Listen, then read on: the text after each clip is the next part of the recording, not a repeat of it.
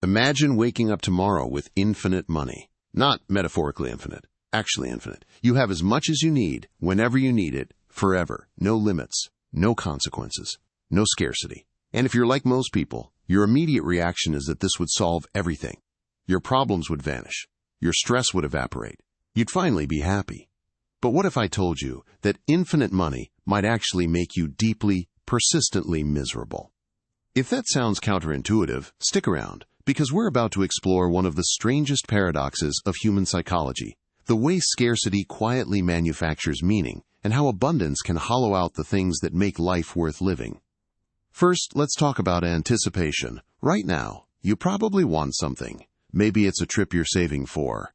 Maybe it's a piece of equipment, or a house, or a career milestone. There's something between you and the thing you want, and that space is incredibly important. It's called anticipation, and it's one of the most underrated sources of human happiness. Psychologists have known this for decades. The pleasure of wanting something, planning for it, imagining it, working toward it, that pleasure often exceeds the pleasure of actually having it. It's why the vacation you take feels less amazing than the months you spent planning the vacation. It's why Christmas morning, for all its excitement, never quite matches the feeling of Christmas Eve. The gap between desire and fulfillment is where anticipation lives, and anticipation is where a massive portion of human joy originates. When you have infinite money, that gap collapses instantly. You don't anticipate a vacation. You book it right now. You don't plan for a purchase. You own it immediately. The delay that seemed frustrating when you were saving is actually revealed to have been deeply meaningful. Psychologists call this the peak end rule. We don't remember experiences based on how good they were, but based on how they ended and how they felt at their emotional peak. Anticipation is a peak. It's the moment where your brain lights up with possibility, and infinite money eliminates it entirely. You get peak end, but you lose the long, slow rise. You lose the narrative. You lose the story of wanting something and finally achieving it. Instead, you get instant gratification, which sounds incredible, until you realize that instant gratification often feels empty. Consider a famous study by psychologists Leif van Boven and Thomas Gilovich. They found that people who spent money on experiences reported greater happiness than people who spent money on objects. But there's a catch. The happiness spike for experiences is heavily weighted toward the anticipation phase and the remembering phase. The actual experience itself is often less happy than you'd expect. A concert is fun, but the weeks of excitement before it and the weeks of remembering it after contribute more to overall well-being than the concert itself. With infinite money, you eliminate the anticipation phase. You can see any concert instantly. You can eat at any restaurant immediately. You can travel anywhere right now. And yes, these things are wonderful, but they lose something essential. They lose the weight of meaning that only comes from having had to want them. Now let's examine the second way infinite money would corrode your happiness: the destruction of reciprocity. Humans are reciprocal creatures. We evolved in small groups where the ability to trade, to give and receive, to keep mental ledgers of who owes what and when, these were survival mechanisms. Reciprocity is woven into our social fabric. When someone gives you something, you feel obligated to give something back. When you give someone something, you expect acknowledgement and gratitude. This reciprocal exchange is actually where a huge amount of social bonding happens. It's not transactional in a cold way. It's the essence of relationships. With infinite money, reciprocity becomes impossible. If you have unlimited funds, you can't receive gifts meaningfully. Someone gives you something, and you know it doesn't matter to them financially. You could buy it yourself 10,000 times over. The gift loses its symbolic weight. More painfully, you can't give gifts in the same way either. You can't give something that required sacrifice or thought. Money is no object, so generosity becomes meaningless. You want to help a friend move? You hire movers. You want to celebrate a friend's birthday? You throw a lavish party. These aren't gifts of yourself. They're just expressions of unlimited purchasing power. The person receiving them knows you didn't have to choose them, you didn't have to think about them, you didn't have to sacrifice anything. The gift becomes hollow. This extends to every kind of relationship. Reciprocal labor vanishes. You don't help your neighbor because they help you in return. You hire contractors. You don't cook dinner for friends because it's a way to show love and invest time. You order catering. Every act of care and maintenance that makes relationships real gets outsourced. And the people around you begin to wonder, do they love me? Or do they just have the resources to express what might look like love? This isn't paranoia. This is the actual psychology of wealth inequality in relationships. When one person has infinite resources, genuine reciprocity becomes nearly impossible. But there's a darker illustration of what infinite money does to happiness, and it comes from lottery research. Since the 1970s, researchers have been studying what happens to people after they win massive lotteries. The findings are remarkably consistent and deeply instructive. Most lottery winners report a significant happiness boost in the first few weeks. They buy things, they take trips, they feel euphoric. But by 6 months to a year later, most lottery winners report being no happier than they were before winning, and many report being significantly unhappier. Some become isolated. Some struggle with addiction. Many report that the money created distance between them and their families.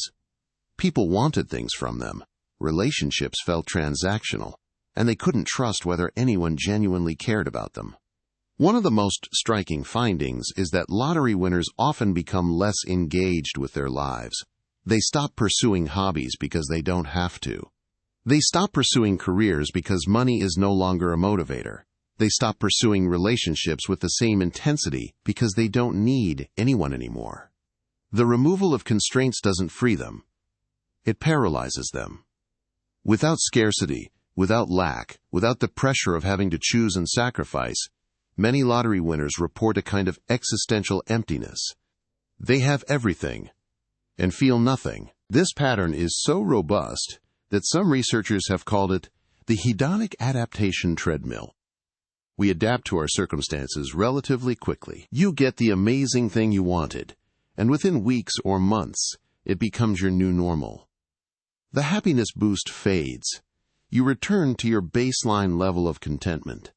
The thing you thought would change everything is now just part of the furniture. But here's the crucial part. Hedonic adaptation happens faster and more completely when you get something without effort. When you earn something, when you work for it, when you sacrifice for it, the adaptation is slower and the satisfaction is deeper.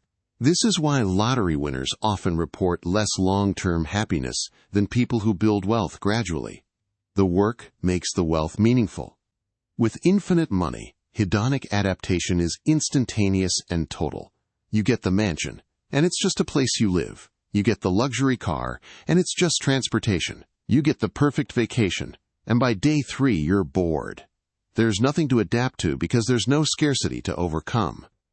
The things that were supposed to make you happy just sit there, inert, slowly becoming invisible. So if infinite money is this recipe for misery, what's actually happening? Why does scarcity make us happy? The answer is that scarcity is what gives life structure and meaning. Scarcity forces you to choose. Choice is the engine of agency and purpose. When you can't have everything, you have to decide what matters. That decision is the foundation of identity. You're not just someone who exists. You're someone who cares about specific things enough to sacrifice for them. You're someone with priorities. You're someone with values. Scarcity forces you to build a self. Infinite money would be like playing a video game, where you've unlocked every achievement and have unlimited resources. On paper, this sounds perfect. In practice, it's boring. The game has no challenge, no progression, no meaningful choice. There's nowhere to go because you're already everywhere. There's nothing to become because you already have access to everything. Games are engaging precisely because they constrain your options and force you to think strategically within those constraints. Life, it turns out, works the same way. Consider also the role of struggle in creating identity. Some of the most meaningful periods of people's lives involve working towards something difficult. The student struggling to learn a skill. The artist struggling to create something beautiful. The athlete struggling to improve their performance. The entrepreneur struggling to build something. These aren't happy periods in the moment. They often involve stress and frustration. But when asked to reflect on their lives, people consistently report that these periods of struggle were among the most meaningful. Why? Because struggle requires you to become someone. Infinite money removes the struggle. It makes you a passive recipient instead of an active agent. You're not becoming anything. You're just acquiring things. There's also the matter of meaning and narrative. Humans are storytelling creatures. We understand our lives as narratives, with beginnings, middles, and ends. Without obstacles, there's no narrative. Without scarcity, there's no story. A story requires conflict. It requires characters who want something and have to work for it. Infinite money makes you the protagonist in a story where nothing matters, because nothing is difficult. You're a character without an arc, and people instinctively understand this. Billionaires notoriously struggle with depression and lack of purpose. They've solved the material scarcity problem, and many of them find that it leaves them spiritually empty. Now here's the inversion that brings this all together. Scarcity isn't what's limiting you. It's what's giving you freedom. Not freedom from want, but freedom to want. Freedom to choose. Freedom to build an identity. Freedom to create a narrative where your choices matter and your efforts count. When you work towards something within constraints, every decision matters. Every sacrifice means something. You can't do everything, so what you do becomes significant. This doesn't mean you should romanticize poverty or hardship. Actual scarcity, the kind where you can't afford food or medicine or shelter, is genuinely terrible. That's not the scarcity we're talking about. We're talking about the optimal level of constraint. Enough resources to survive and thrive, but not so much that nothing matters anymore. The research suggests that the happiness sweet spot exists somewhere around the point where your basic needs are met, and you have some security and freedom to pursue goals, but where those goals still require effort and involve some risk and possibility of failure. Interestingly, this explains why people who win modest lotteries often report better long-term happiness than people who win massive ones. A $500,000 lottery win can genuinely improve your life.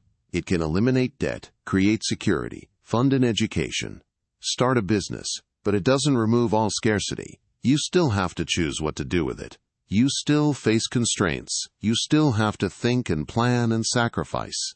A $500 million lottery win, by contrast, doesn't present meaningful constraints. You don't have to choose anything. And therein lies the happiness difference. So what does this thought experiment teach us about the actual lives we're living right now? It teaches us that the things you're frustrated about, the budget constraints, the limited time, the fact that you can't have everything you want right now, are actually some of your most valuable assets. They're not bugs in the system. They're features. They're what's making your life a story worth living. They're what's making your accomplishments mean something. They're what's giving you purpose and identity. If you found yourself thinking deeply about any of this, I'd genuinely love for you to subscribe to the channel. We explore these kinds of paradoxes regularly, and if you like having your intuitions challenged, you'll find a lot here worth thinking about. And if this video shifted your perspective even slightly, hitting the like button would mean a lot. It helps these ideas reach more people who might benefit from seeing them. But I want to end with a real question for you, and I'd love to see what you think in the comments. If you're honest with yourself, where do you currently experience meaningful scarcity? Is it financial? Is it time? Is it the scarcity of meaningful relationships? And how does that scarcity actually influence the choices you make and the person you're becoming? Because I think the answer to that question reveals something profound about what actually makes your life worth living.